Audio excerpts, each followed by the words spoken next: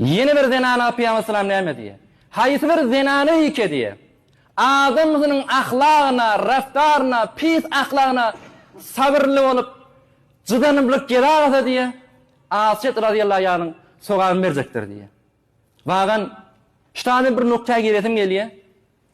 Bağın bir adamlar var. Daşarık yerinde, daşarda oranda hevri hoş ahlaklı. Hevri gülüm yüzlü.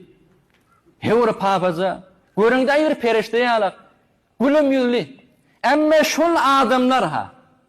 Öğlenini cengece derler. Gazaplılar. Zinalası, oğloşokları atasıyla titremeni duruyor. İlli nâme diyer kamana. İlli nâme de gir verer ka. Şu adamlara diye Huda Teala Allah'ın laneti gazabı şu adamla olur diye.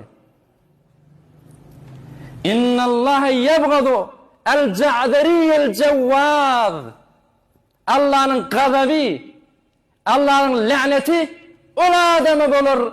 O adamı ki daşarda gavi içerik gelenine kahra gazap bilen zinanasını oğluşoklarını ediyet beyan adamın gazabı şu adamı olur diye.